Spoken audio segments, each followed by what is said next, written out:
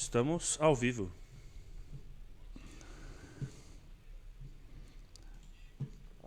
Bem-vindos à nossa Escola Bíblica Dominical, aqui juntos, graças a Deus, graças ao nosso Senhor. Quero dar meu bom dia especial ao pastor Aguinaldo e ao Jonatas, aqui comigo hoje. E tudo certo aí? Como vai? Bom dia Guilherme, bom dia Jonatas, bom dia irmãos. Tudo certo de acordo com a vontade do Senhor, não exatamente como nós consideramos certo, né? Mas graças à misericórdia do Senhor estamos aqui. Dar as boas-vindas aos irmãos para mais esse estudo, esse tema palpitante, né? Que sempre instiga a nossa mente. E eu espero que seja um tempo para nosso crescimento e para fortalecimento da nossa fé. Isso, bom dia Gui, bom dia Pai, bom dia aos nossos irmãos que estão aqui participando com a gente. É muito bom ter esse estudo aqui, essa continuação. É o último? Supostamente é o último, né? Talvez o último. Só para dar uma palhinha, né? Por exemplo, o sermão de hoje à noite, que eu achei que ia ser um só, acho que vai ser uns 3. Olha, que beleza. Então talvez seja o último. Mas muito bom, graças a Deus, tem sido muito bom. Joia, muito bem. Então hoje, como a gente falou agora, se Deus quiser, a última parte desse estudo, é a terceira parte, certo? Do estudo aí das últimas coisas, dos últimos dias, e aí tudo que envolve esse tema. Então a gente vai falar hoje, provavelmente, assim, principalmente, né? Se eu estiver errado, o pastor me ajuda aí, do último dia exatamente, né? Faltou isso. Estava faltando o último dia. Hoje vai ser até aí. O último dia, o dia mais longo da história da humanidade. É um dia de 24 horas ou não? Então, muito provavelmente não vai ser um dia de 24 horas, não, porque é tanta coisa que vai acontecer. Até porque a expressão dia, né, na Bíblia não necessariamente significa sempre 24 horas, né? Mas, enfim, a gente vai ver isso aí, né? Mas eu queria começar, viu, Gui, aproveitando aqui que a gente está nessa nossa conversa introdutória, falar que esse tema é muito importante, por mais que para muitas pessoas seja mera especulação, mas não é especulação nenhuma, né? E eu gosto muito tanto de uma expressão que Jesus usou, quanto Paulo usou, para se referir a esse dia, esse desfecho da história, que são as dores de parto, né? Então é muito curioso isso, porque a gente ouve muitos crentes falar, olha, ninguém sabe nada, não tem como saber. É verdade, nós não temos como precisar o dia exato da volta de Jesus, mas nós que somos discípulos de Jesus, não temos por que ficar, já temos aquelas evidências, aqueles sinais e aquelas palavras de Jesus para nos dirigir. Então, assim como uma mulher que está prestes a dar à luz, ela pode não saber exatamente a hora que ela vai dar à luz, mas ela sabe que ela vai dar à luz, ela se prepara para dar à luz.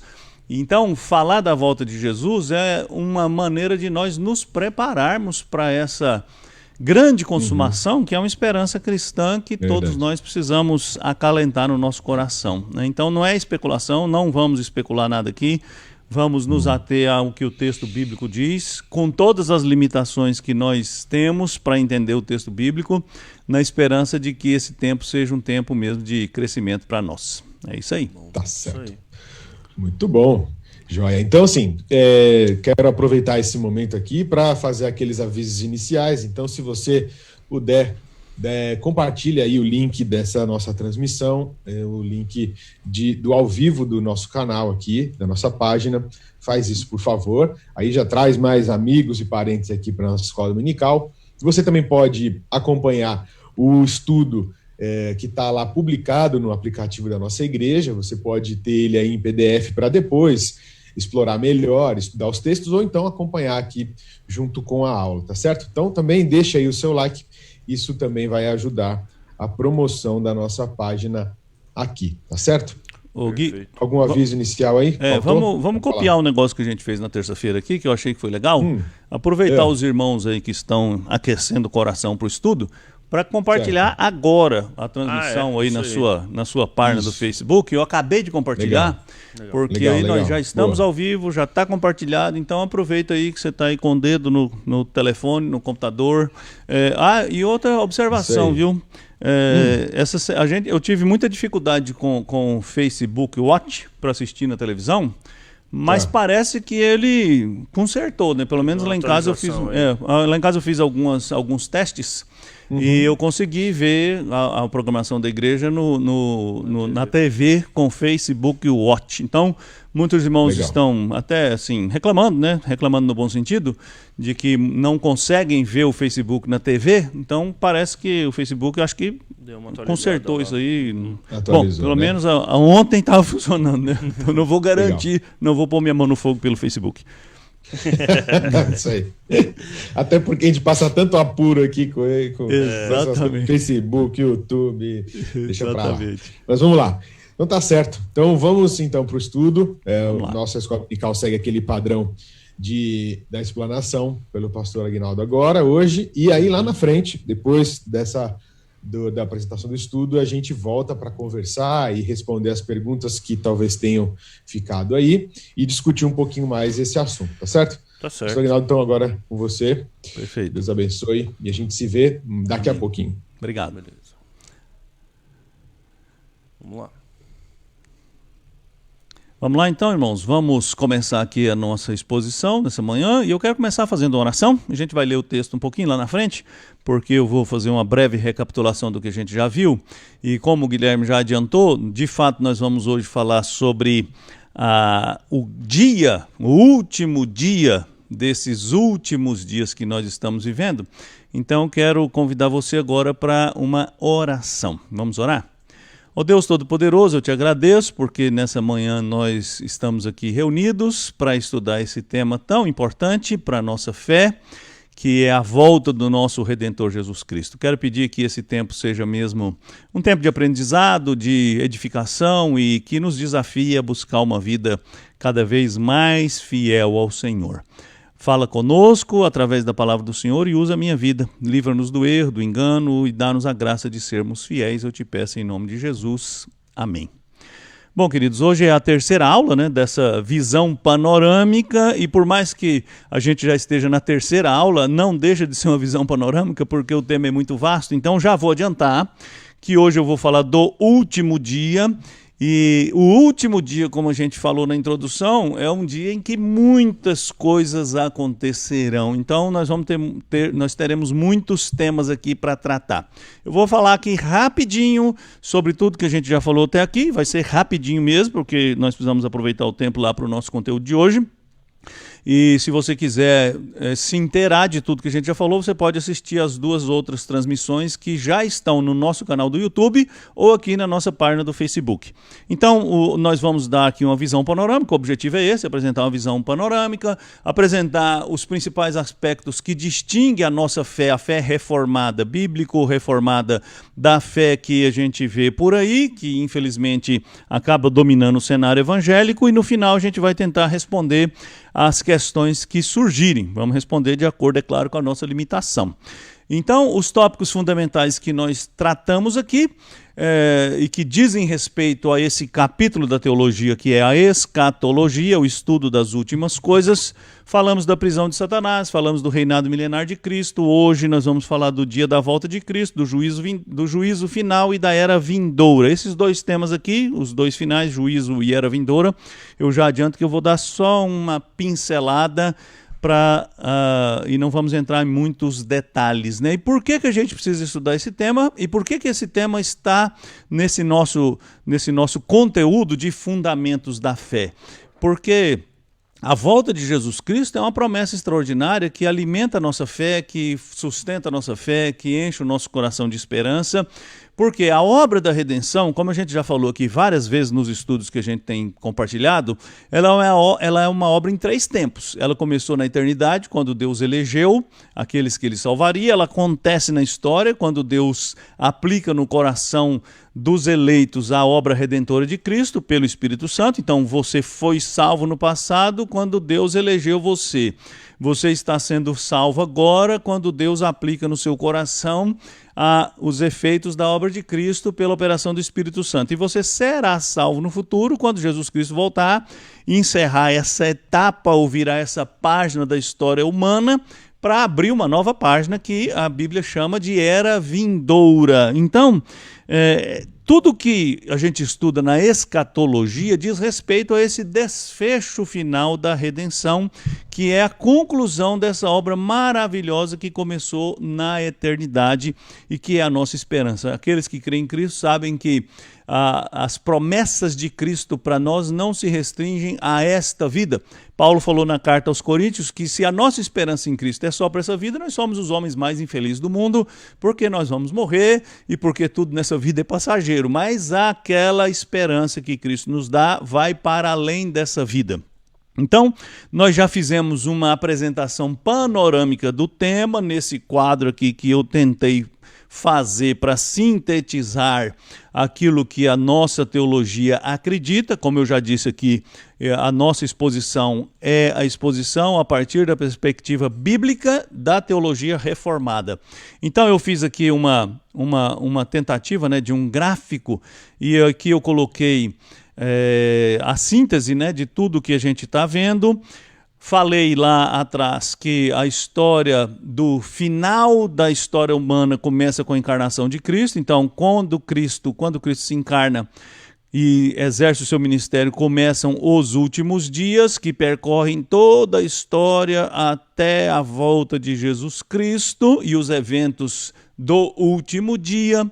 Durante esse período chamado no Novo Testamento de últimos dias, acontece a prisão de Satanás, acontece a vitória de Cristo, a comissão de pregar o Evangelho, o Pentecostes. O milênio está acontecendo na medida em que a igreja avança pregando o Evangelho. Acontece a primeira ressurreição, que eu vou recapitular aqui daqui a pouco o que é. E no final da história, como nós vimos na semana passada, na grande tribulação, Satanás é solto, acontece a apostasia, revela-se o iníquo, o homem da iniquidade, e hoje nós vamos ficar aqui, nesse último dia, que é o dia da volta gloriosa de Cristo. E tudo isso que está aqui, eu estou colocando aqui o meu laser point para você acompanhar aí. Hoje eu vou gastar meu inglês, né? Então, nesse último dia acontece o advento, a volta de Jesus, a ressurreição dos crentes, o arrebatamento, que é causa de grandes inquietações na alma cristã, a derrota dos inimigos, a ressurreição dos ímpios, o julgamento diante do grande trono branco, todo joelho se dobrando aos pés de Cristo como Redentor, confessando Jesus como Salvador do mundo, embora muitos vão confessar e não vão ser salvos, talvez eu fale disso lá na frente, e é inaugurada a nova era, com o novo céu e a nova terra, e os ímpios são jogados ou são encerrados no chamado Lago de Fogo. Então, pontuando o que nós já vimos. Primeiro, nós estamos vivendo os últimos dias. Os últimos dias começam no ministério terreno de Jesus Cristo e vão até o último dia. Então, quando a Bíblia fala de últimos dias, ela está falando da era em que nós estamos vivendo. Não está falando de um dia que vai começar lá na frente. Não, já começaram os últimos dias. Durante os últimos dias, a gente falou do ponto nevrálgico dessa questão, que é o reino milenar, que é anunciado lá em Apocalipse capítulo 20, e nós afirmamos, de acordo com a nossa perspectiva, que nós já estamos vivendo o milênio. Então, a nossa teologia, classicamente, é chamada de amilenismo, mas eu disse que amilenismo sugere que nós negamos a existência do milênio, o que não é verdade. Nós não negamos a existência de um reinado milenar de Cristo. O que nós negamos é que esse milênio é um reinado físico, literal, que esses 1000 anos são literais. Então, o reinado milenar de Cristo começa no seu ministério terreno e vai até o dia da sua volta, o último dia em que o seu reinado é consumado e ele, terminada a sua obra, como Paulo diz na carta aos Coríntios, entrega o reino de volta ao Pai. Durante esse reinado milenar, acontece o quê? A prisão de Satanás. Então, Satanás está preso, vou falar disso daqui a pouco. Começa e continua o ministério do Espírito Santo, o evangelho é proclamado até que seja proclamado a todas as nações, acontece a primeira ressurreição, acontece a grande tribulação e a volta de Jesus. Então, afirmações que nós fizemos aqui. Já estamos no milênio. Segunda afirmação, Satanás está preso. Ele foi preso durante o ministério de Jesus Cristo, com a sua vitória sobre ele, lá no deserto, quando Jesus é tentado e resiste à tentação, diferente de Adão. Lembra, Jesus é o segundo Adão. O primeiro Adão caiu em pecado, o segundo Adão vence Satanás ao ser tentado no deserto. Durante a pregação do evangelho, Jesus diz que viu Satanás caindo do céu como um relâmpago, e Jesus mesmo diz em Mateus 12 que ninguém entra na casa do valente sem primeiro amarrá-lo para depois saquear os seus bens. Então, essa prisão de Satanás significa que ele tem a sua ação limitada. Então tá aqui, ó, a ação de Satanás é limitada. A prisão de Satanás não significa que ele não pode fazer nada, significa que ele não pode enganar as nações. Afirmamos semana passada que nós, os cristãos, passaremos pela grande tribulação. Quando eu falo nós, os cristãos, não estou falando nós, essa geração, estou falando dos cristãos em geral. Então, a grande tribulação está associada à soltura de Satanás. Então, Apocalipse 20, versículo 3 diz que no final, por breve tempo, Satanás será solto, e quando ele for solto, haverá grande apostasia e haverá a revelação do iníquo, o homem da iniquidade. Então, a grande tribulação é aquele período em que Satanás, liberto, agrupará as suas forças contra uma última investida contra a igreja. Isso é a grande tribulação, que é comparada com o que os judeus sofreram durante a dominação dos Seleucidas, lá com Antíoco Epifânio. É comparado com o sofrimento que os judeus sofreram com a invasão romana na destruição do templo. Então, a opressão no tempo dos Macabeus lá, com os Seleucidas, e a opressão no tempo dos romanos é um símbolo, é um tipo, é um modelo do tipo de opressão que o povo de Deus sofrerá quando acontecer essa grande tribulação que está aqui, grande tribulação, que é esse período de grande perseguição anticristã. Falamos que a primeira ressurreição ela é espiritual, ela pode ser equiparada com a regeneração, ou ela é uma ressurreição no céu, ou seja, o crente que recebeu a Cristo nessa vida, quando ele morre aqui, ele vive no céu. Então, a primeira ressurreição não é uma ressurreição física, é uma ressurreição espiritual. Isso nós também afirmamos na semana passada, e hoje a gente chega aqui, onde é o nosso estudo de hoje, que é a volta gloriosa de Jesus. E eu vou ler o texto do famoso sermão escatológico de Jesus, lá de Mateus 24, e eu vou fazer esse recorte aqui, verso 29 a 31, quando Jesus disse assim: logo em seguida a tribulação daqueles dias, o sol escurecerá, a lua não dará sua claridade, as estrelas cairão do firmamento e os poderes do céu serão abalados. Então aparecerá no céu o sinal do Filho do Homem. Todos os povos da terra se lamentarão e verão o Filho do Homem vindo sobre as nuvens do céu com poder e muita glória.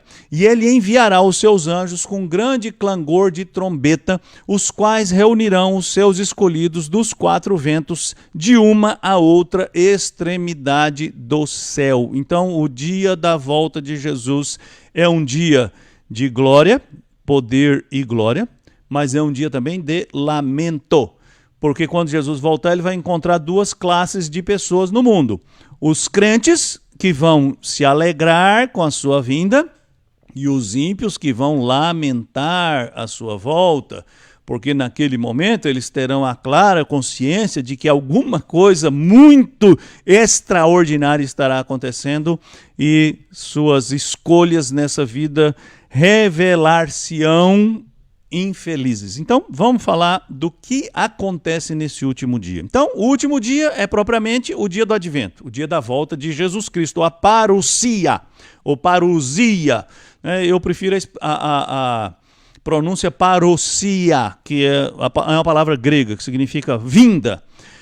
Nesse dia acontece a ressurreição dos crentes. Nesse dia acontece o arrebatamento da igreja, nesse dia Jesus derrota os seus inimigos, nesse dia acontece a ressurreição dos ímpios, nesse dia acontece o juízo final, nesse dia todo joelho se dobra a Cristo, nesse dia é instaurada a nova terra e o novo céu, e nesse dia os ímpios são lançados no lago de fogo, que é o estado final para os perdidos. Então aqui duas coisas importantes que como eu já disse, eu não vou falar muito sobre isso, porque nós já temos um estudo aí no nosso canal de YouTube sobre o estado final dos crentes, né? O céu não é o limite, que foi o título desse estudo, você pode ir lá pesquisar.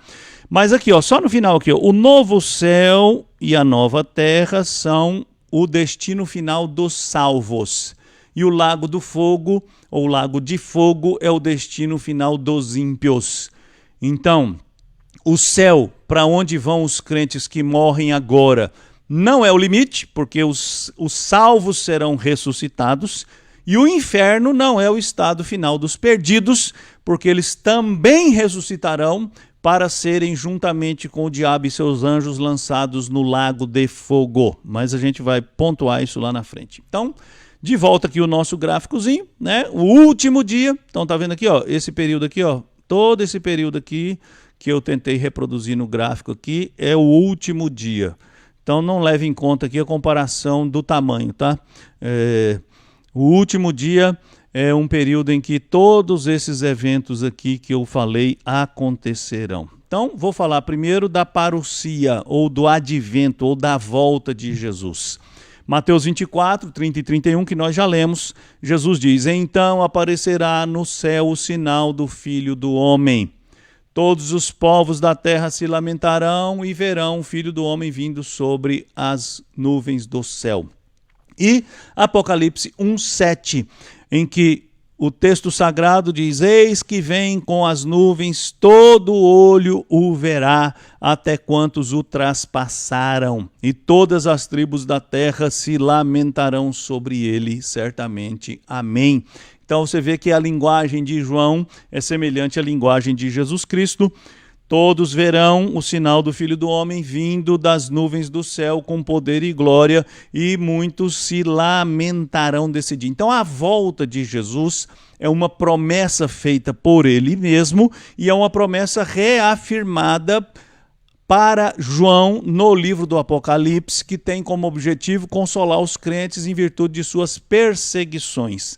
Características da volta de Jesus Cristo. Primeiro, ela é pessoal. O próprio Cristo virá em pessoa. Então, Apocalipse 1:11 diz assim, Atos 1:11, perdão.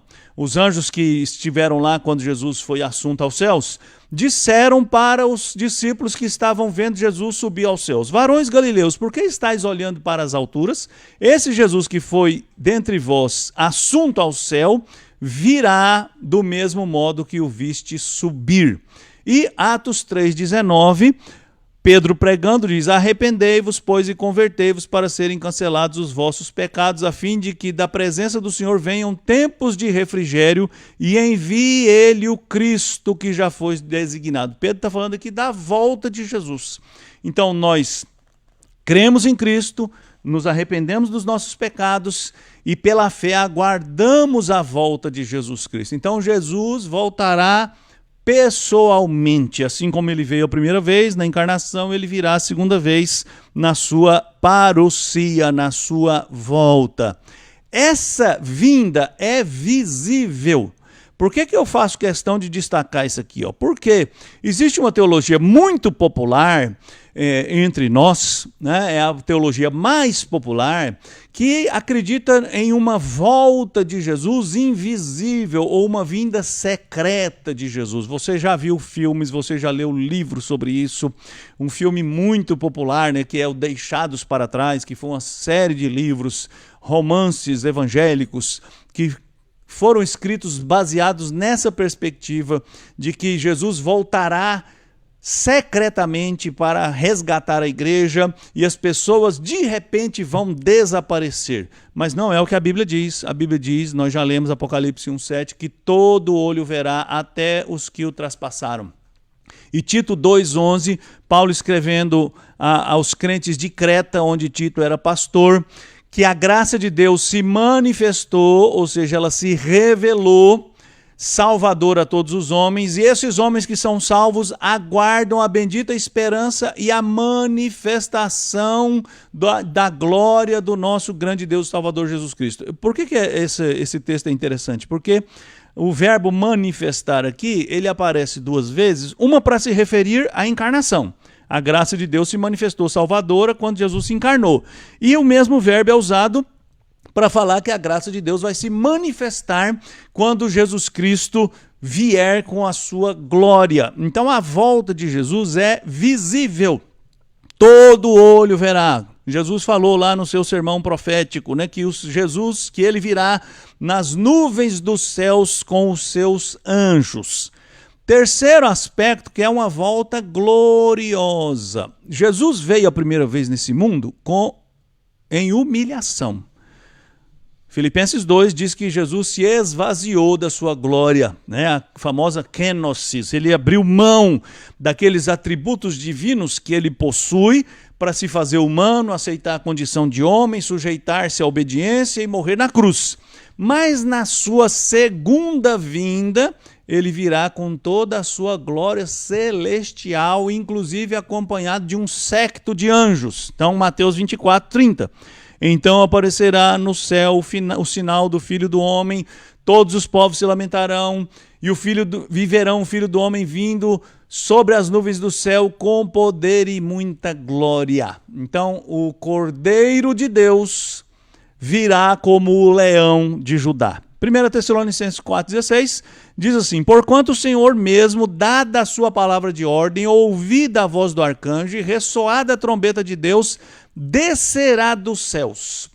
Então olha só, a volta de Jesus será precedida de uma sucessão de fatos extraordinários que não deixará nenhuma dúvida de que algo absolutamente novo, nunca antes visto na história da humanidade, estará acontecendo, e esse algo novo será a chegada do grande Salvador, o Rei dos Reis, o Senhor dos Senhores, com todo o seu exército celestial. Por isso eu já tenho dito aqui várias vezes, às vezes em tom de brincadeira, mas não é brincadeira, a volta de Jesus Cristo não será anunciada na TV, não sairá no rádio, ninguém vai publicar no Facebook uma fotinha de Jesus Cristo descendo nas nuvens, porque o dia dessa volta é um dia cataclísmico, é um dia que ninguém precisa contar, e mesmo a Terra sendo redonda, e mesmo agora mesmo sendo 10h30 da noite lá no Japão, todos verão simultaneamente. Por quê? Porque será uma sucessão de eventos que Jesus descreveu de maneira simbólica, né, em Mateus 24, o céu escurecerá, a lua não dará sua claridade, nem o sol, estrelas cairão do firmamento. Tudo isso que a gente pode entender literalmente, mas eu prefiro entender literariamente, ou seja, Jesus está dizendo que será um dia absolutamente inusitado, absolutamente diferente, e que esse universo, esse mundo e os homens da terra toda não terão nenhuma dúvida de que um evento nunca antes visto estará acontecendo. Então, a volta de Jesus é pessoal, ele mesmo voltará, ela é visível, ela não é secreta, ela não é escondida, e ela é gloriosa. Então, Jesus não vai voltar aqui, meus irmãos, para de novo sentar lá em Jerusalém e guerrear com os homens, e estabelecer um reino físico, e ter que lidar com forças inimigas, e ter que anunciar a obra de salvação de novo, como ensinam os nossos irmãos que abraçam a teologia dispensacionalista, da qual eu vou falar rapidinho daqui a pouco, com a qual nós discordamos. Jesus já veio a esse mundo para pregar as boas novas. Jesus já veio a esse mundo para assumir o governo desse mundo. E ele assumiu o governo desse mundo. Ele, quando termina o seu ministério, ele diz explicitamente para os discípulos, lá em Mateus capítulo 28, toda a autoridade me foi dada no céu e na terra. Ou seja, Jesus governa agora tudo e todos. E quando ele voltar, ele vai voltar para pôr um fim a toda a oposição que o seu governo sofre. Porque o Senhor, dentro do seu plano de governo milenar, decidiu permitir que os inimigos dele continuem atuando. Decidiu, inclusive, que no final deste período, ele dará ampla liberdade para os seus inimigos se organizarem para desferir o golpe final contra eles no dia em que Jesus voltar, no dia da sua parousia, no dia do seu advento, que será gloriosa, que será visível e que será pessoal. Tudo bem? Nesse dia acontece o arrebatamento. Então, perguntinhas aqui que eu coloquei. Haverá um arrebatamento da igreja? como será esse arrebatamento? Quando será esse arrebatamento? Eu vou gastar um pouquinho mais de tempo aqui, porque isso é uma questão que deixa os crentes assim, muitos de cabelo em pé. Então, primeira pergunta, haverá um arrebatamento? E a resposta é sim. Jesus falou sobre esse arrebatamento, os apóstolos falaram sobre esse arrebatamento, e eu volto em Mateus 24. Tá vendo? Mateus 24 é importante, você precisa ler Mateus 24. Jesus diz que no dia depois da tribulação, ele virá dos céus com toda a sua glória, e ele enviará os seus anjos para reunir os seus escolhidos. Então está em destaque aqui no texto, né? na imagem aqui, essa ação que Jesus Cristo diz que acontecerá. Ele enviará os seus anjos para recolher ou para ajuntar os seus escolhidos. Isso para mim é uma referência ao arrebatamento que depois Paulo descreve de maneira mais vívida em 1 Tessalonicenses 4, 16 e 17.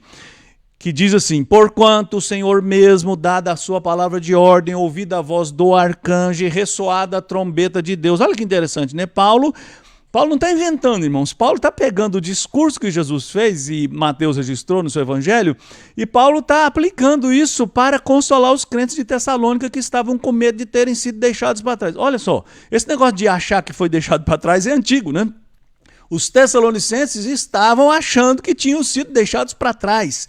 E Paulo escreveu para eles dizendo: irmãos, fiquem tranquilos, porque vocês não foram deixados para trás. Porque o dia que Jesus voltar vai ser precedido do clangor de trombetas, e o arcanjo vai descer dos céus, e os mortos ressuscitarão primeiro, e depois nós, os vivos, os que ficarmos, seremos arrebatados juntamente com ele entre nuvens. Então, no dia em que Jesus voltar, os mortos, remidos, salvos, ressuscitarão primeiro.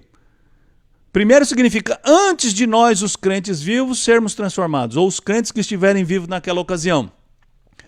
Então, os crentes mortos ressuscitarão, os crentes vivos serão transformados, e os crentes mortos e os crentes vivos encontrarão o Senhor nos ares, para estar para sempre com o Senhor. Depois a gente vai falar sobre como é esse para sempre com o Senhor.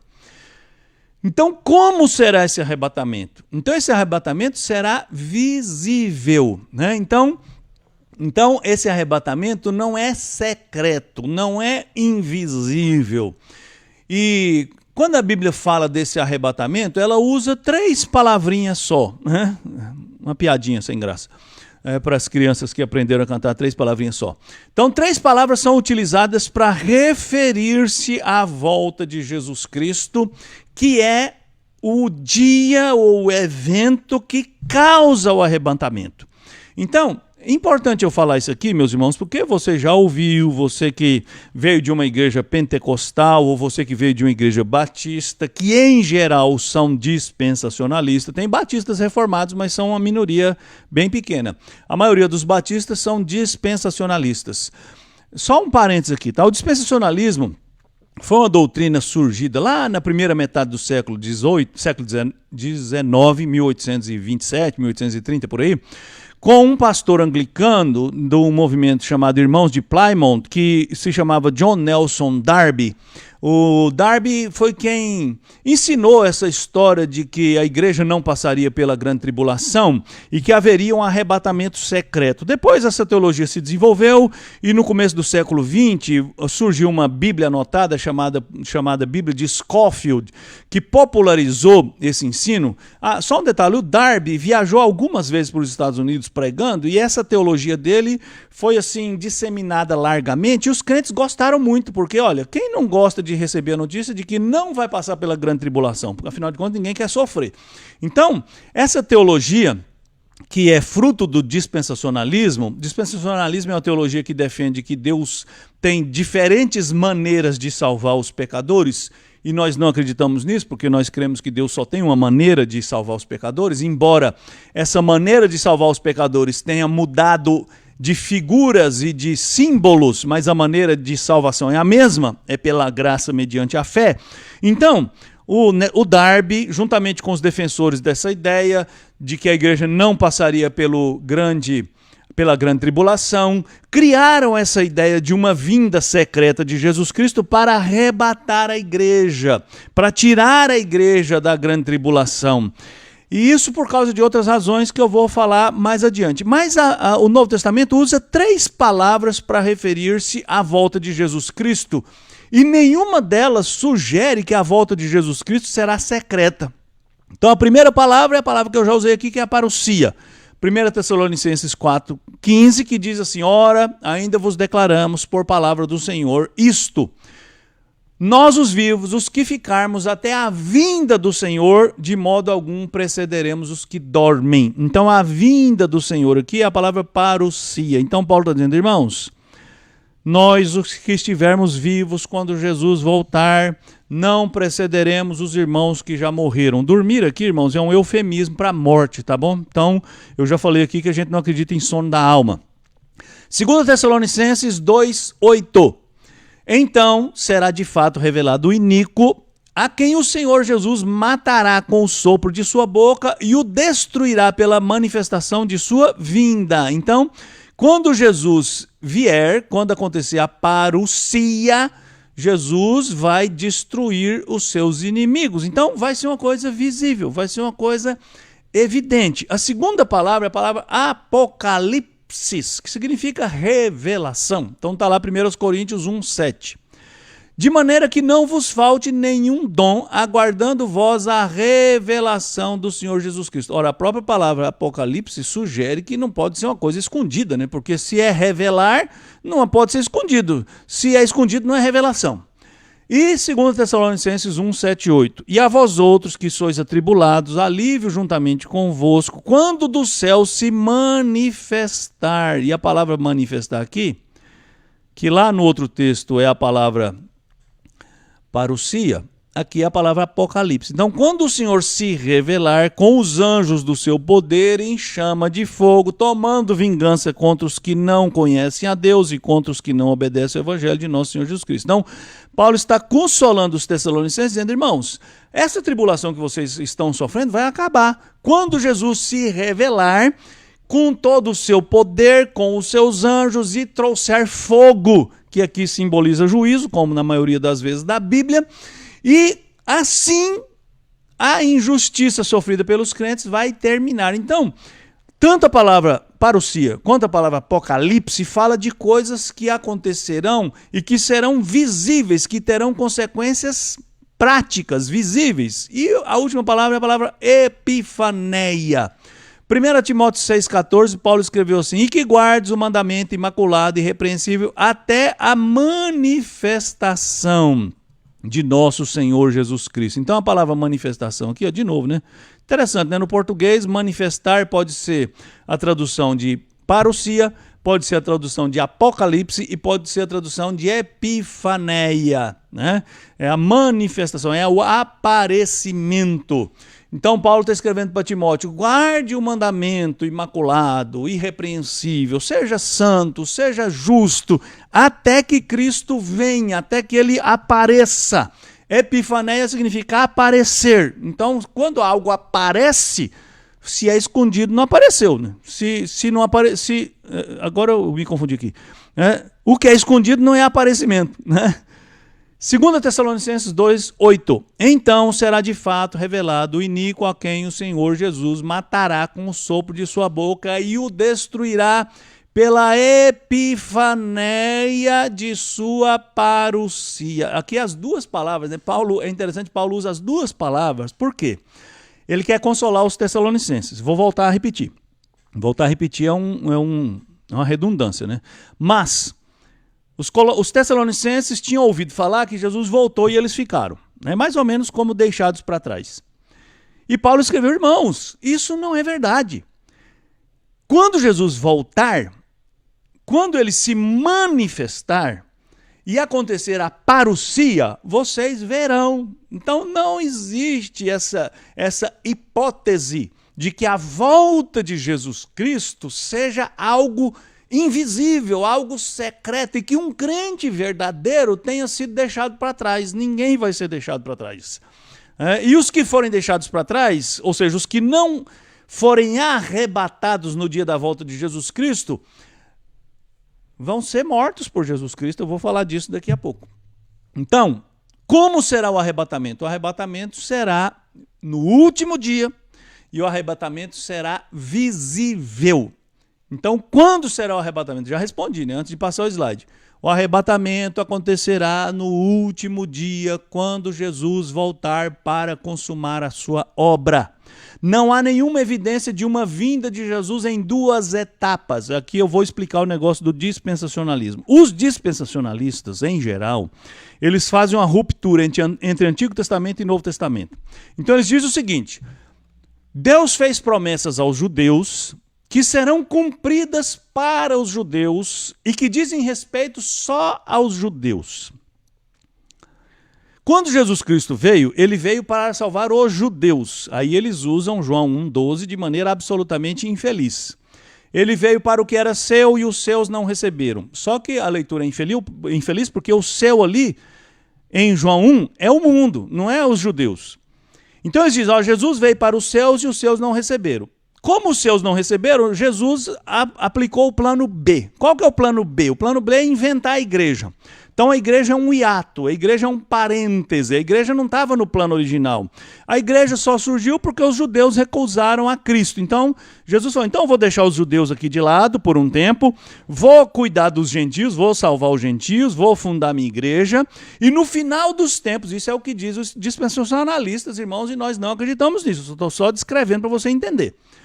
Aí no final da história eu volto, tiro a igreja, porque a igreja não tem nada a ver com a história, a igreja é um parêntese, levo a igreja para o céu lá, no arrebatamento secreto, que aí é por isso que os dispensacionalistas acreditam que Jesus volta duas vezes. Na primeira etapa é o que eles chamam de vinda secreta para a igreja, aí Jesus vem secretamente, tira a igreja. Aí depois ele vem numa segunda etapa, que aí ele vem fisicamente, mas ele vem fisicamente para governar Jerusalém e os judeus por 1000 anos. Irmãos, isso é uma visão muito fantástica e é uma visão equivocada, porque essa ruptura entre Antigo e Novo Testamento é um erro teológico com o qual nós não podemos concordar, porque Deus salva os pecadores de uma única forma, pela graça mediante a fé. Então, a vinda de Jesus será visível, será uma única vez, será precedida de vários acontecimentos, e nesse dia em que Jesus voltar, ele arrebata a igreja. No dia em que ele voltar. E daqui a pouco eu vou falar por que Jesus arrebata a igreja no dia em que ele voltar. E lembra, quais são os crentes que serão arrebatados? Os crentes que morreram, que virão com Jesus Cristo, porque agora estão lá no céu com ele. 2 Tessalonicenses, Paulo fala disso. Ele vai trazer em sua companhia os que dormem. Esses crentes que morreram são ressuscitados. Os crentes que estiverem vivos serão transformados. E esse grande número de pessoas, crentes ressuscitados e crentes transformados, sobem para encontrar Jesus nos ares. Vou explicar daqui a pouco por quê, segura aí. Então a ideia de uma vinda secreta de Jesus Cristo não é baseada na Escritura, é baseada nessa revelação lá que os dispensacionalistas tiveram. E hoje é curioso, se você pesquisar na internet sobre arrebatamento secreto, você vai ver que muitos irmãos, mesmo entre os pentecostais, estão declarando com todas as letras que essa ideia de arrebatamento secreto é um engano, é uma mentira, é uma distorção. Então o arrebatamento é no último dia, o arrebatamento é visível, o arrebatamento é o encontro dos salvos com Cristo no dia da sua volta. Então, se você estiver vivo quando Jesus Cristo voltar, você será transformado e arrebatado. Se você já tiver morrido, você ressuscitará e será arrebatado. Certo? Nesse dia acontece a vitória final, e aqui eu vou talvez lançar luz sobre a razão do arrebatamento. O que vai acontecer quando Jesus voltar? Qual é um dos propósitos dessa volta de Jesus? Um dos propósitos da volta de Jesus é derrotar os seus inimigos. Esses inimigos que ficaram aí durante o reinado de Cristo, 1000 anos, perseguindo a igreja, fustigando a igreja, e que estão presentes no mundo desde os tempos lá do Jardim do Éden, tentando dissuadir os homens de servir a Deus, se opondo a Deus, fazendo tudo contra Deus, estimulando a idolatria, a promiscuidade, todo tipo de incredulidade. Quando Jesus voltar, ele vai pôr fim a essa oposição, encabeçada pelo diabo. E diz 2 Tessalonicenses 2,8, então será de fato revelado o iníquo, ou seja, nesses dias de grande tribulação, e o Senhor Jesus matará com o sopro de sua boca e destruirá pela manifestação da sua vida. Então, a epifaneia no dia da parousia será responsável pela morte desse iníquo, que é a síntese, a epítome dos inimigos de Cristo. E Apocalipse 19, 11, 15, 16, 21, fiz um recorte aqui e vou ler esses textos, assim, eu juntei todos aqui, mas são versículos separados, tá? Diz assim, ó, vi o céu aberto e eis um cavalo branco. O seu cavaleiro se chama Fiel e Verdadeiro e julga e peleja com justiça. É o Messias. Sai da sua boca uma espada afiada para com ela ferir as nações, e ele mesmo as regerá com cetro de ferro e pessoalmente pisa o lagar do vinho do furor da ira de Deus Todo-Poderoso. Tem no seu manto e na sua coxa um nome inscrito, Rei dos Reis e Senhor dos Senhores. Os restantes foram mortos com a espada que saía da boca daquele que estava montado no cavalo, e todas as aves se fartaram de suas carnes. Então a volta de Jesus Cristo é para destruir os seus inimigos. Então, vou explicar aqui por que a igreja precisa ser arrebatada. Eu acho que eu fiz um slide sobre isso lá na frente, mas eu estou com medo de não ter feito, então eu vou falar aqui. E se eu tiver feito, lá eu volto. A morte é o salário do pecado. Quem crê em Cristo não precisa morrer mais, porque Cristo já morreu no seu lugar. Mas quem não crê em Cristo precisa morrer, porque a morte está na conta da punição do pecado. Quando Jesus voltar, os crentes vivos não morrerão. Você prestou atenção? Paulo diz, os crentes vivos serão transformados. Os crentes mortos serão ressuscitados e serão tirados do mundo. Por quê? Porque neste dia Jesus vai destruir e matar todos os seus inimigos, os espirituais e os homens, que são incrédulos e que se opõem a ele e que servem a Satanás e aos seus emissários. Então, nesse dia também acontece a ressurreição dos ímpios. Então, uma coisa importante aqui, Jesus ensinou que todos os homens ressuscitarão, não só os salvos. João 5,28 diz assim, não vos maravilheis disso, porque vem a hora em que todos os que se acham nos túmulos ouvirão a sua voz e sairão. Os que tiverem feito o bem para a ressurreição da vida e os que tiverem praticado o mal para a ressurreição do juízo. Então, todos os que se acham no túmulo ouvirão a sua voz e sairão. A ressurreição dos ímpios, olha aqui, isso aqui é importante, presta atenção aqui, ó, nesse pedacinho aqui. Ó. A ressurreição dos ímpios ocorrerá no último dia, tendo um pequeno lapso temporal em relação à ressurreição dos salvos. Pois os ímpios terão que morrer como parte da condenação do pecado e depois serão ressuscitados. E o slide que eu falei estava aqui, ó, era o próximo. Então, a morte é parte da condenação do pecado, a morte física para os ímpios. No dia em que Jesus voltar, ele vai arrebatar a igreja, porque a igreja não precisa morrer, os crentes que estivessem vivos ou que estiverem vivos, mas os ímpios precisam morrer. Por isso Apocalipse 19 diz que o restante, ou seja, os que sobrarem depois daquela grande peleja, serão mortos pela espada que sair da sua boca. Presta atenção, isso é difícil, isso é pesado, porque você está acostumado a pensar em Jesus, como naqueles quadros, né, que a gente vê aí na casa de muitas pessoas, Jesus com aquela carinha humilde, com aquele rosto caído. Mas eu me lembro que eu preguei um sermão aqui sobre Apocalipse 1 e convidei você a enxergar Jesus hoje com novos olhos. Jesus não é mais aquele homem vencido, humilhado, crucificado, esmagado. Jesus é o Rei dos Reis, o Senhor dos Senhores, aquele que voltará montado num cavalo branco. É claro que isso é uma figura de linguagem, né, irmãos?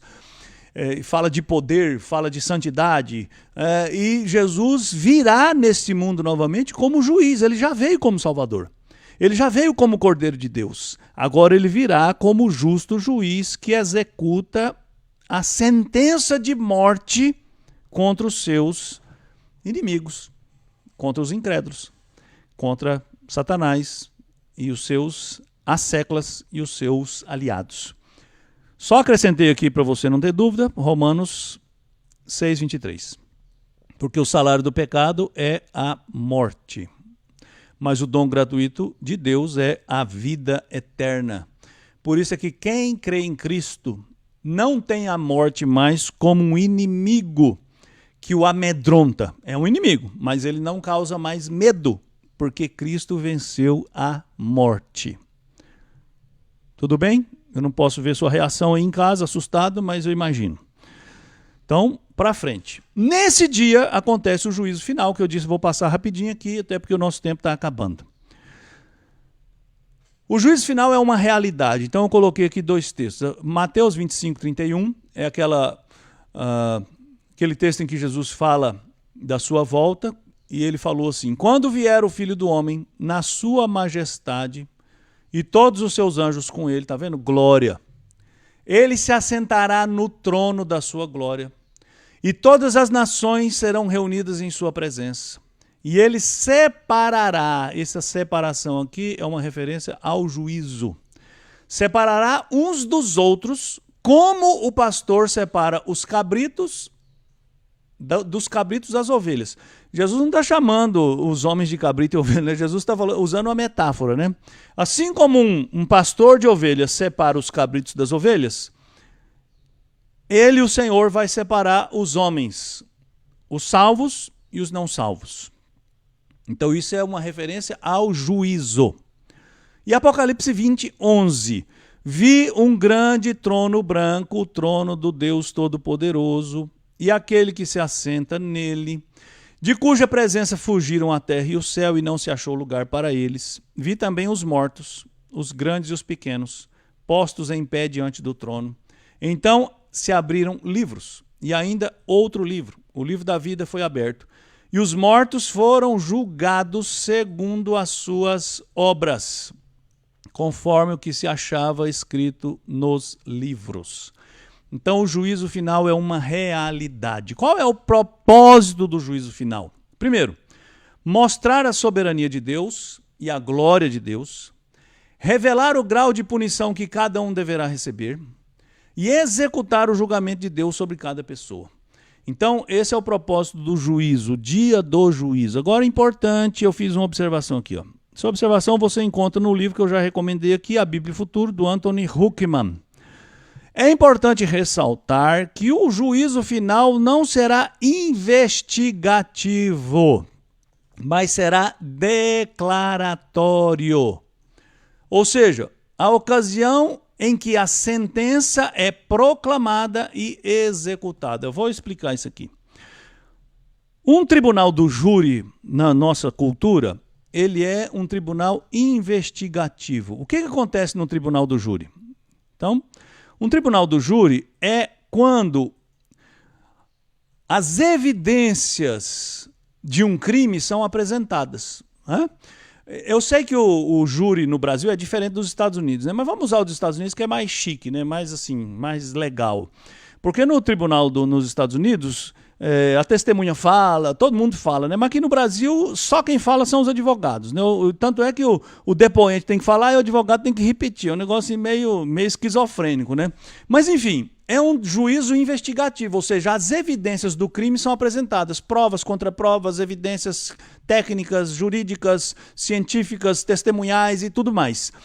No julgamento que acontece num tribunal, está se levantando se o réu é culpado ou não. Isso é um tribunal investigativo. O juízo final não será um juízo investigativo, porque a investigação já está acontecendo. Jesus falou lá em João 3 que quem crê já não é julgado, já está salvo. E quem não crê já está julgado. Ou seja, o julgamento nosso está sendo feito aqui a partir da relação que a gente tem com Cristo. Naquele dia em que nós comparecermos perante o tribunal de Deus, será o dia da sentença ser declarada. Então, aqueles livros que falam Apocalipse são os livros que estão escritos os nomes dos salvos e dos não salvos. Então, a sentença é declarada, é proclamada e é executada. Então, não existe juízo final para dar segunda chance, para alguém se defender, ou para expor as vergonhas dos crentes, porque essas vergonhas já foram pagas por Jesus Cristo. E por mais que os pecados dos crentes sejam apresentados no dia do juízo, vai ter sobre eles um selo, assim, um carimbo escrito pago. Cristo já pagou. Então o juízo final é para mostrar a soberania de Deus, a sua glória, para revelar o que cada um vai receber como punição e para o julgamento de Deus ser realizado. Quem serão os réus nesse dia de julgamento? Os anjos, está aqui. 1 Coríntios 6,13. Não sabeis que a vez de julgar os próprios anjos, quanto mais as coisas dessa vida. É claro que os anjos aqui são os anjos caídos, né? Porque os anjos que não caíram, esses foram selados por Deus em um estado de santidade. Então eles estão já guardados pelo poder de Deus. Então os anjos serão julgados e todos os homens serão julgados. Romanos 14:10. Tu, porém, que julgas, por que julgas o teu irmão? E tu, por que desprezas o teu? Pois todos compareceremos perante o tribunal de Deus. Como está escrito: por minha vida, diz o Senhor, diante de mim se dobrará todo o joelho e toda língua dará louvores a Deus. Assim, pois, cada um dará contas de si mesmo a Deus. Então, o juízo é pessoal, cada um dará contas de si mesmo. Eu falei lá atrás que o dia da volta de Jesus e o dia do juízo é o dia em que todo joelho se dobrará e toda língua confessará que Jesus é o Senhor. Infelizmente, nesse dia, muitos farão essa confissão, porque todos terão que fazer, mas não serão salvos. Porque a salvação só é para aqueles que confessam a Jesus como Senhor nesta vida e não depois dessa vida. Quais são os critérios do juízo? A luz recebida, ou seja, quanto mais luz, quanto mais verdade de Deus alguém tem, mais culpado ele se torna. Jesus, eu estou usando a palavra de Jesus aqui como ilustração disso. Ai de ti, Corazim, ai de ti, Betsaida, que são cidades judaicas de Israel. Porque se em Tiro e em Sidom se tivesse operado os milagres que em vós se fizeram, há muito elas teriam se arrependido, assentadas em pano de saco e cinza. Contudo, no juízo haverá menos rigor para Tiro e Sidom do que para vós outros. Ou seja, a medida pela qual as pessoas serão julgadas é a quantidade de revelação que elas têm. Lembrando que a própria natureza é revelação suficiente para que o homem não se torne idólatra. E pelas obras realizadas. Mateus 16, Jesus diz assim: porque o Filho do Homem há de vir na glória de seu Pai com os seus anjos e retribuirá a cada um conforme as suas obras. Por que o julgamento é pelas obras? Porque o que você faz revela o tipo de fé que você tem. Obras aqui, irmão, não pense em obras aqui como caridade. Obras aqui é o conjunto de suas ações. O conjunto de suas ações revelam que tipo de pessoa você é e que tipo de fé você tem. E para terminar, e aqui é o último slide, eu vou bater o recorde aqui que o nosso tempo está estourado. A Bíblia só ensina duas possibilidades de destino final. Para os homens e para todos os seres morais, os anjos, né? Seres morais incluem anjos, querubins, serafins, arcanjos e todas as categorias de seres espirituais. A bem-aventurança no novo céu e na nova terra. Como eu disse, tem aula lá, o céu não é limite, você pode assistir. E o lago de fogo, que é a condenação. Então não existe purgatório, não existe limbos infantos, não existe lugar intermediário, não. Só existe, quando Jesus voltar, o céu ou o novo céu e a nova terra, ou o lago de fogo, ou a bem-aventurança, ou a condenação. E aí eu termino com essa citação de Mateus 25, onde Jesus diz assim: então dirá o rei aos que estiverem à sua direita: Vinde, benditos de meu Pai, entrai na posse do reino que vos está preparado desde a fundação do mundo. Essas são as ovelhas, na ilustração que Jesus fez. Então o rei dirá também aos que estiverem à sua esquerda: apartai-vos de mim, malditos, para o fogo eterno, preparado para o diabo e seus anjos. E irão estes para o castigo eterno, porém os justos para a vida eterna. Então, no dia em que Jesus voltar, essa sentença é pronunciada e a execução da sentença é começada. Os salvos vão para novo céu e nova terra, e os perdidos vão para o castigo eterno, o lago de fogo e enxofre. E assim termina a minha aula e convido meus irmãos aqui para o nosso bate-papo final.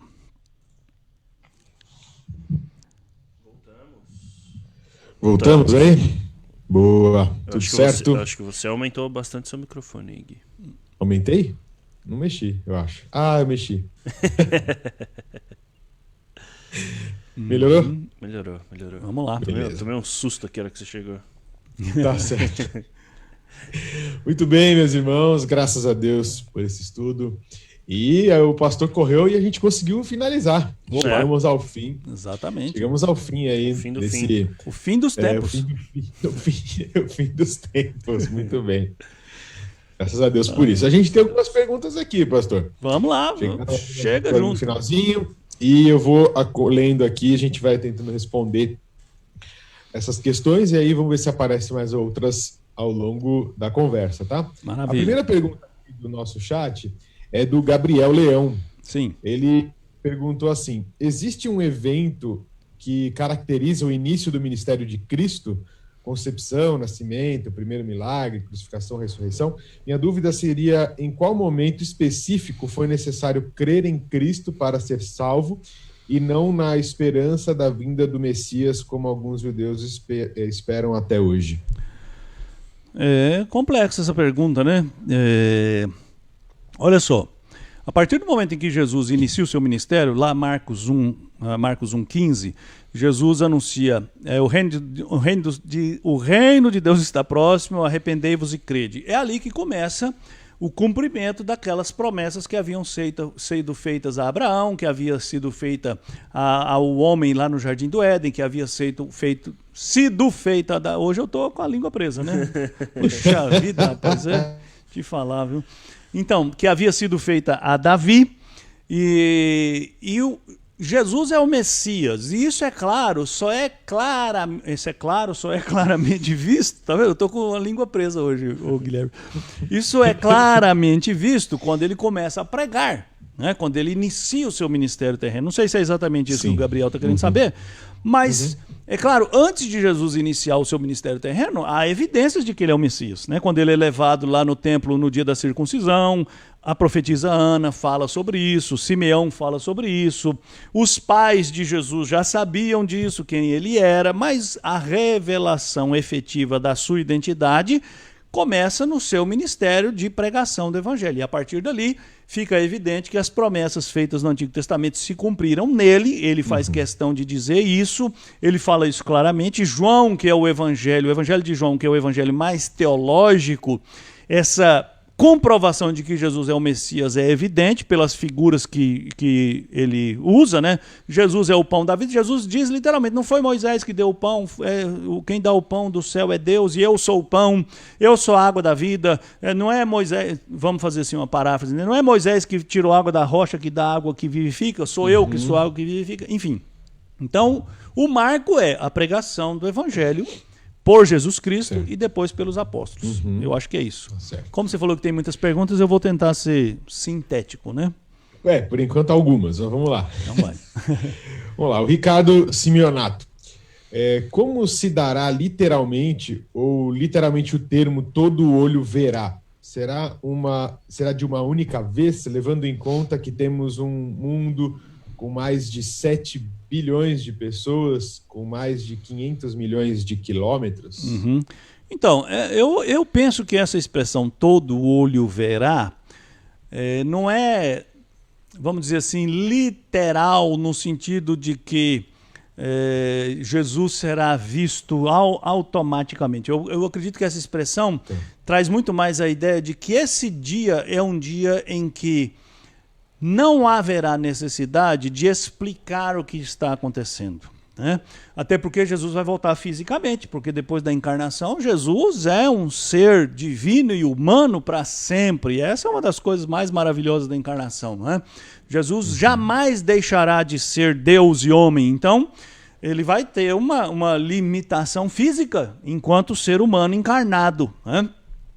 Mas para mim essa expressão todo olho verá, ela aponta muito mais para o que Jesus queria combater. O que Jesus queria combater? Aqueles falsos mestres que se apresentariam como se fosse ele. Então Jesus diz que nesses dias dirão, eis aqui o Cristo, eis ali o Cristo está aqui, o Cristo está lá, o Cristo está acolá. Então Jesus está dizendo assim, irmãos, não acredita nisso, porque no dia em que Cristo voltar, todo mundo vai saber, todo mundo vai ver, e não vai precisar contar para ninguém, não vai precisar ninguém anunciar, como eu disse aqui de maneira assim meio humorada, né? Embora foi sem graça, que não vai dar no jornal, não vai sair no Facebook, não vai ter foto, né? Não vai dar tempo de postar foto de Jesus, né? Então você que gosta de selfie, né? Não vai ter jeito de você virar para o céu e tirar uma selfie assim, mostrando Jesus vindo lá, né? Porque vai ser um evento cataclísmico. Então, Ricardo, eu acredito que o todo olho verá é muito mais uma contraposição aos falsos cristos que precisam ser anunciadas. Então, um falso Cristo precisa ter um canal do YouTube, precisa ter um canal de TV, precisa contar que ele veio, porque ele não vai ser... A vinda de um falso Cristo não é cataclísmica, não é cósmica, como a vinda do verdadeiro Cristo. Eu acredito que é isso aí. Certo. Vamos lá. O Roger agora. Qual deve ser nossa postura frente aos nossos queridos irmãos que são dispensacionalistas, que afirmam ter base bíblica para a sua interpretação a respeito do arrebatamento da igreja? Então, é tudo isso que eu falei, né? É tudo isso que eu falei, e mais ler boa literatura, né? Ler o Anthony Huckman, ler o William Hendrickson, ler as boas teologias, né? Bíblico-reformadas, exegéticas. Por quê? Porque a teologia, eu já disse aqui, a teologia bíblica, ela é o conjunto de todas as verdades que são ensinadas na Bíblia. Então, não se faz teologia pegando versículos prova apenas, né? Os versículos que eu citei aqui, irmão, são ilustrativos do princípio que a gente defende. Mas a nossa teologia é formalizada com o todo que é ensinado na Bíblia e não com versículos que são extraídos assim. Porque não existe um versículo que dê fundamentação para uma visão desse arrebatamento secreto, né? Como eu disse aqui, como eu tentei mostrar, as palavras usadas para a volta de Jesus Cristo, todas falam de manifestação, de aparecimento, de visibilidade. Então, é difícil porque, na verdade, o dispensacionalismo e o arrebatamento secreto não é tirado da Bíblia. Os próprios profetas disso sabem disso. Basta ler lá os ensinos de John Darby ou tudo que foi ensinado no século XIX. Então, é uma revelação extra-bíblica. Porque quando você vai para o texto, quando você vai para a exegese, quando você vai para a teologia bíblica, não tem jeito, você não vai conseguir provar que Jesus voltará 2 vezes ou que Jesus voltará secretamente. E também, como esses movimentos marcaram muitas vezes a volta de Jesus e Jesus não voltou, eles precisaram reformular a teologia, né? Então, não, Jesus voltou mesmo, Jesus voltou, foi para o santuário celestial. Não, Jesus voltou espiritualmente e agora ele... Sabe, é uma ginástica que não se sustenta porque os textos não permitem essa sustentação. Esse negócio de Jesus voltou e foi... tem também na teologia dos Mormons, né? Sim. Na Igreja dos Santos Últimos Dias, né? Que ele veio nos Estados Unidos, né? Que Jesus... Exatamente. Os mormons de cristão não tem absolutamente nada, né? Embora use o nome de Cristo na fachada para capitalizar com a fé cristã. Né? Exato. E usa o nome de Jesus dentro da sua... Exatamente. E o desavisado acha que tem acha que está indo numa igreja cristã, cristianismo né? ali dentro. Por exemplo, os mormons ensinam que Jesus é irmão do diabo, ensinam que quando você for salvo, ser salvo é virar Deus num outro planeta, né? Você vai ter o seu planetinha, tipo assim, Pequeno Príncipe, e você vai ser o Deus lá nesse planeta. Então, essas coisas assim, bem interessantes, né? Leia. Não leia não. Eu já li, não precisa ler. Não. É o livro de Mormon. É interessante. Não. Vamos lá, vamos em frente. O Fábio, bom dia. Sendo a salvação pela graça mediante a fé e não pela prática do bem, poderia explicar o texto de João 5:29? Então tá. João 5:29 diz assim, 28, vou ler o 28 e 29. Não os maravilheis disso, porque vem a hora em que todos os que se acham nos túmulos ouvirão a sua voz e sairão, os que tiverem feito bem para a ressurreição da vida, os que tiverem praticado mal para a ressurreição do juízo. A explicação acho que eu já dei ali atrás, que o critério pelo qual os homens são julgados é a iluminação que receberam, e o que é julgado mesmo são suas obras. Por quê? A salvação é pela graça mediante a fé, mas a graça que salva não vem sozinha, dizia Martim Lutero, né? A graça que salva vem acompanada de uma transformação de vida. Essa é a tese de Tiago. Tiago diz, você tem fé, me mostra a sua fé com suas obras, com o que você faz, e eu com o que eu faço eu vou te mostrar a minha fé. Então o que Jesus está dizendo é o seguinte, a salvação é pela graça sim, mas a graça que salva é mostrada na vida que o salvo leva. Então alguém diz assim, eu sou salvo, mas vive na lama, vive uma vida que denigre o nome de Deus, que desonra a Deus, uma vida marcada pela iniquidade, pela promiscuidade. Essa pessoa não é salva coisa nenhuma.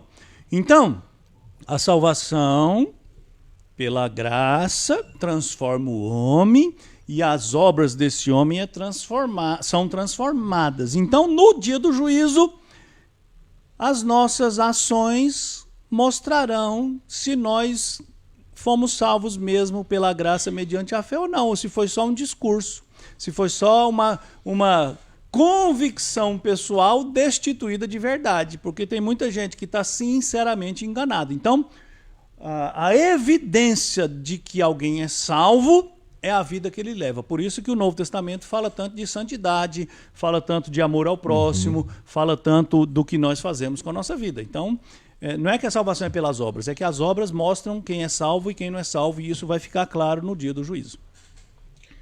Muito bem, vamos lá, vamos em frente. O Gabriel deixou mais uma pergunta aqui. O Gabriel já tá bravo hoje. Ele um leão, né? Um leão. Leão. E ele já está indo um pouquinho mais além do que o último dia, já está invadindo ali o novo céu e a nova terra. Está querendo ir para o céu já. Isso. Agora vamos lá. Ele perguntou assim, poderia explicar a visão reformada sobre os galardões? O comentário de Mateus 19:30 na Bíblia de Genebra diz que não há correlação entre a posição na terra e a aprovação celestial, a não ser uma correlação negativa em determinados casos. Do mesmo modo, não há ligação casual entre a quantidade de trabalho terreno e o tamanho da recompensa celestial.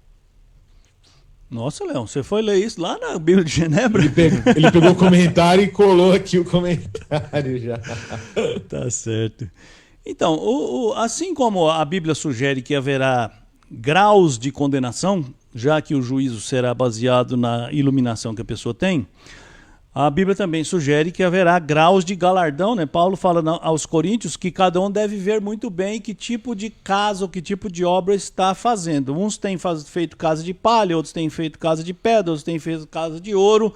E o fogo, e é curioso ali, né? Que acho que é 1 Coríntios 5 ou 2 Coríntios 5, você pode ler 1 e 2 Coríntios, você vai achar isso lá. Paulo diz que o fogo vai mostrar que tipo de obra alguém fez. E o fogo ali é evidentemente uma referência ao juízo. Então, no dia do juízo, o tipo de vida que você levou vai revelar o tipo de crente que você é.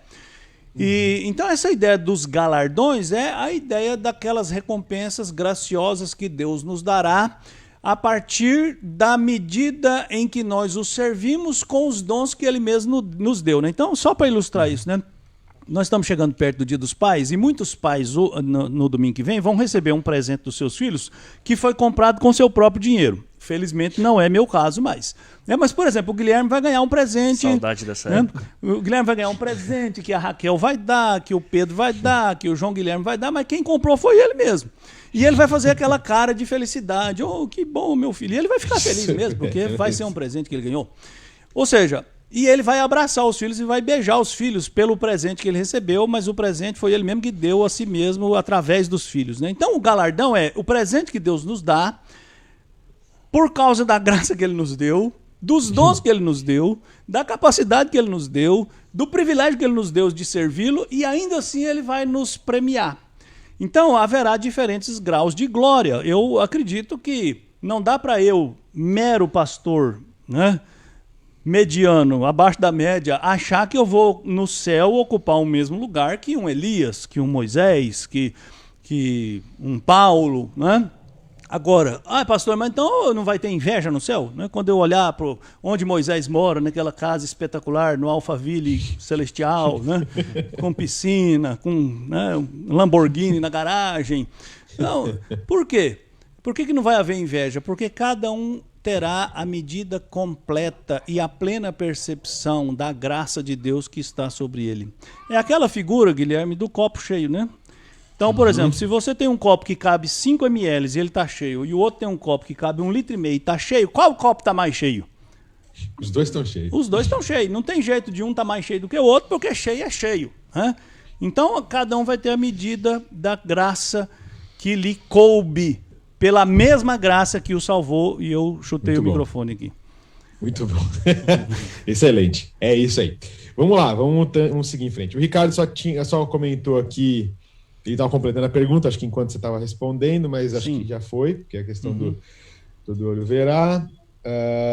Aí tem uma pergunta do Dash, ele acabou não identificando, mas eu vi que é uma pergunta. Eu consegui aqui, porque eu passo direto, mas eu parei aqui, consegui ver. Vamos lá. Ele perguntou o seguinte: irmãos em Cristo, bom dia. Os escolhidos e salvos exclusivamente pela graça sentirão dor, sofrerão ao verem alguns amados serem lançados no fogo eterno? Pois essa é uma questão que incomoda muitos crentes, né? Porque a gente pensa assim, poxa, mas como que eu vou ficar feliz sabendo que alguém que eu amei aqui nessa terra se perdeu?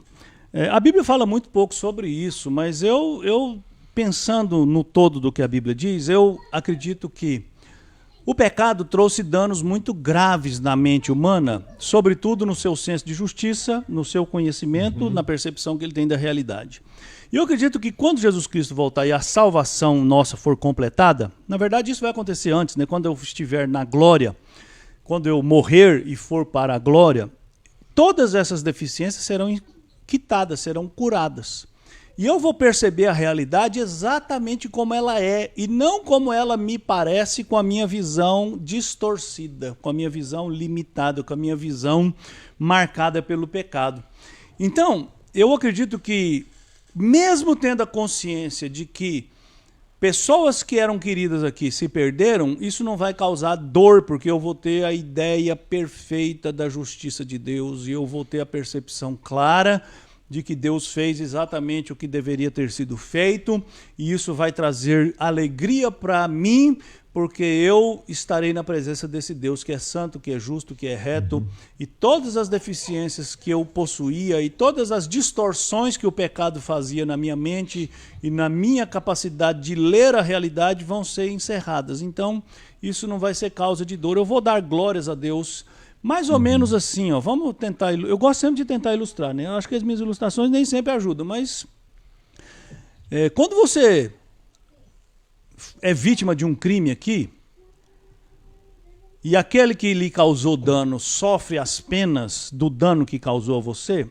isso causa uma certa satisfação em você, né? Não aquela satisfação cruel, né? De eu queria mesmo que a mão pesasse sobre essa pessoa, mas assim, aquele senso de justiça, de alívio, né? Então eu acredito que numa medida superlativa, numa medida exponencial, é isso que nós vamos ver quando a história se consumar e Deus fizer justiça nessa terra tão marcada pela injustiça. Então eu não acho que isso vai causar dor, porque nós estaremos curados das nossas deficiências. Tá certo. Muito bem, vamos lá. A gente está terminando aqui, mas tem uma pergunta da Heloísa. Sim. Ela deixou assim: pastor, dado que não existem lugares intermediários a não ser o céu e o inferno, eu tenho dificuldades em entender e explicar para alguém sobre o Hades, onde foi registrado no Credo Apostólico. Poderia explicar esse ponto? Então, essa é uma questão bastante interessante, né? Porque a ideia do Hades, né? Muita gente pega ali 1 Pedro 3 e junto com o Credo Apostólico, que diz que Jesus desceu ao Hades. Hades ali no Credo Apostólico significa simplesmente sepultura. Jesus morreu, né? Jesus foi crucificado, morto e sepultado, desceu ao Hades, no sentido de ele desceu ao mundo dos mortos, ele morreu de verdade, a morte dele não foi uma fraude, não foi uma encenação, como diziam muitos nos dias que sucederam a ressurreição de Jesus, ou a morte de Jesus, né? Que Jesus não tinha morrido, Jesus tinha tido um ataque, esqueci a palavra agora, Jesus tinha fingido alguma coisa assim, não. O Credo Apostólico afirma que Jesus morreu de fato e ele desceu ao mundo dos mortos. A palavra Hades, no grego, é uma palavra que também no Antigo Testamento, ao ser traduzido por grego, traduziu a palavra hebraica Sheol ou Seol, que é o lugar onde os mortos habitam. Então, para mim, a ideia do Hades é que Jesus, de fato, desceu aos mortos, ou seja, ele pode nos livrar da morte porque ele experimentou a morte em todas as suas dimensões. Ele sofreu o castigo do pecado, que inclui a morte como morte física, como separação de Deus, e ele sofreu isso ali na cruz de maneira intensa, e por isso ele pode nos livrar da morte. Então, Jesus... A afirmação do credo é que Jesus, de fato, morreu na cruz para ser o nosso Salvador. Não sei se eu respondi, mas eu acho que é isso. Bem, beleza. Acho que sim. A gente respondeu todas as perguntas, mesmo as não identificadas. Consegui, acho que, pegar o que passou por aqui. Acho que todo mundo já tirou as suas dúvidas. Que bom. Eu ouvi o Pedro comemorando aí no final. Foi o Joãozinho aqui. É que eu esqueci uma fresta da porta aberta ali, aí eu não vou ter como levantar agora. Então vai ficar aí, tá bem ali. Ele comemorou que terminou as perguntas, respondeu todas as perguntas e tal. Muito bom. Muito bem. Joia, é isso aí. Bom, então vamos aqui encerrando. Acho que estamos no horário certinho para encerrar a nossa transmissão de hoje, dessa Escola Bíblica Dominical. Queria agradecer a presença de todos os irmãos aqui conosco, que participaram, que puderam aproveitar desse estudo e desses momentos aqui na presença do nosso Deus e como ferramenta aqui de crescimento e edificação. Muito bom. Muito bom, quero agradecer aos irmãos, né? Hoje a gente vai terminar em cima da hora, né? Poxa vida, que bênção, né? Agradecer a participação dos irmãos, agradecer sempre o apoio que os irmãos têm dado e convidar você para estar conosco logo mais no nosso culto às 19 horas, né? Os que já fizeram a sua inscrição têm o seu lugar garantido e já não tem mais vagas, né? Mas você pode nos acompanhar pela internet, se Deus permitir, às 19 horas, com a graça de Deus. Estaremos aqui mais uma vez para louvar o Senhor. Isso aí. É isso. Muito bom. Agradecer também, foi muito bom o estudo aí, fiquei meio quietinho aqui, que assunto complexo, não deu nem espaço para fazer umas piadinhas assim de vez em quando e tal. Mas muito bom poder encerrar, né? Aspas, né? Encerrar esse assunto, mas foi bem, aprendi bastante. Que bom. Muito bom. Maravilha. Joia. Então, como o pastor disse, se Deus quiser, a gente se vê às 19 horas. Mais tarde aí, só queria deixar um agradecimento aos irmãos aqui, que lembraram, hoje é comemorado o dia do presbítero, então agradeço a lembrança dos irmãos e parabenizo meus colegas e irmãos presbíteros também, que Deus continue a nos abençoar. O pessoal colocou aqui no chat, então é isso aí. Se Deus quiser, a gente se vê mais tarde lá na igreja para os que forem, ou então também nos veremos pela internet aqui virtualmente. Deixa eu aproveitar aqui, Guilherme, então, para já dar uns parabéns para os presbíteros, que com certeza eu vou esquecer disso à noite, porque eu esqueço esses dias aí sempre, né? Mas Deus abençoe os presbíteros da nossa igreja, os presbíteros da Igreja Presbiteriana do Brasil e os presbíteros de todas as igrejas que sejam mesmo homens, como diz Paulo lá na carta a Timóteo, capazes de refutar o erro, ensinar a doutrina, anunciar a fé e ser testemunhas da verdade. Amém. Então, beleza. Vamos orar para terminar? Vamos lá. Jonatas, ora para nós, Tá por bom. favor. Beleza. Senhor, nós te agradecemos por esse dia, agradecemos por essa oportunidade, Deus, de nos reunirmos para estudar a Tua Palavra, para aprender mais sobre o que o Senhor tem para nos falar, o que o Senhor deixou para nós na Bíblia, Deus. Agradecemos porque o Senhor tem nos dado essa oportunidade semanalmente, Deus. E Amém. peço ao Senhor que continue nos orientando, nos ajudando a entender tudo que o Senhor quer que nós aprendamos, Deus, e que tudo isso seja para a Tua honra e para a Tua glória, Deus. Amém, Que Senhor. nós, o Teu povo, possamos crescer cada dia mais na Tua presença, Deus, e sermos mais parecidos com o que o Senhor espera de nós. Amém. Peço também que o Senhor nos guarde no restante desse dia, que hoje à noite, no culto presencial, Senhor, que tudo que façamos ali seja para a Tua glória também. Amém, Senhor. Em nome de Jesus, amém. Amém. Amém. Amém. Muito bem, que Deus abençoe então. Um bom domingo a todos e até mais. Até mais. mais. Deus abençoe.